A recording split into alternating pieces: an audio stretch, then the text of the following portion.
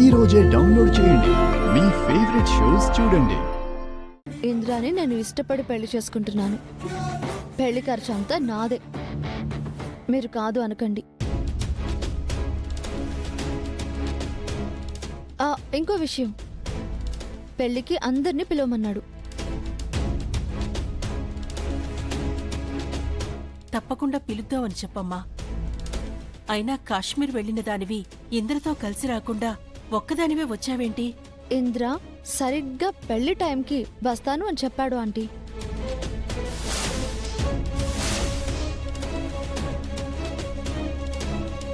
పెళ్లి టైంకా? ముందే రావాలి కదమ్మా. బోర్డర్లో సిచ్యువేషన్ ఎలా ఉంటుందో మీకు తెలుసు కదా అంకుల్. ముందు లీవ్ దొరకదంట. కావాలంటే పెళ్ళయ్యాక ఒక 10 రోజులు ఉంటాను అని చెప్పాడు. వాడు అలాగే చెప్తాడమ్మా. తీరా ఎంగేజ్మెంట్ రోజులాగా పెళ్లికి వాడు రాలేని పరిస్థితులొస్తే? అలాంటిదేం జరగదులే ఆంటీ. ఇంద్ర మీ చిన్నబ్బాయిలాగా కాదు. ఇంద్ర మాట అంటే మాటే, ఖచ్చితంగా వస్తాడు. మీకు అంత డౌట్గా ఉంటే ఇప్పుడే ఇంద్రతో ఫోన్ చేసి మాట్లాడిస్తానుండండి.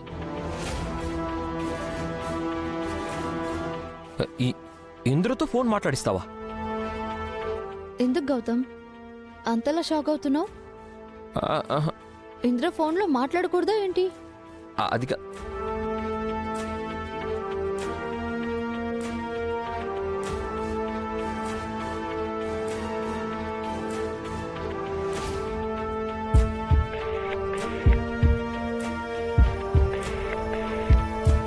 హలో అదితి.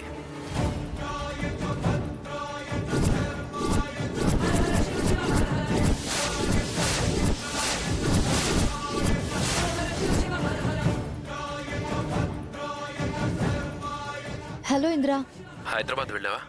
అందరికీ నేను కొనిచ్చిన పెళ్లి బట్టలు ఇచ్చావా? ఇప్పుడే వచ్చాను. అందరికీ బట్టలు ఇచ్చాను.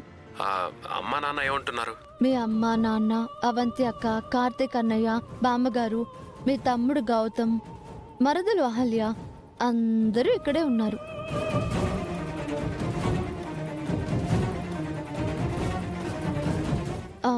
నువ్వు పెళ్లి టైంకి వస్తానని చెప్పావు కదా.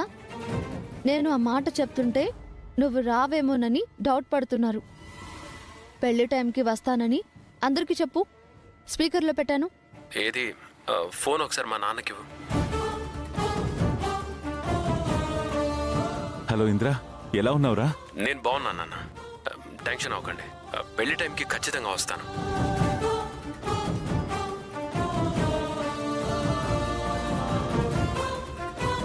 మళ్ళీ ఏవైనా అడ్డంకులొస్తాయేమో. పెళ్లికి ముందే వస్తే బాగుంటుంది ఇంద్రా. అమ్మా, ఈసారి ఎన్ని అడ్డంకులు ఎదురైనా నేను తప్పకుండా వస్తాను.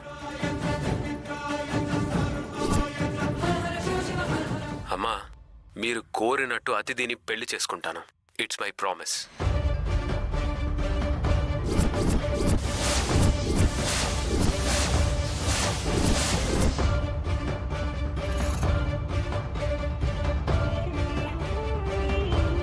చాలా థ్యాంక్స్ రా.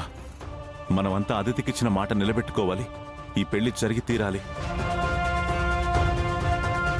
షూర్ నాన్న, నా ప్రాణం పోయినా సరే మీకు మాట రానివ్వను.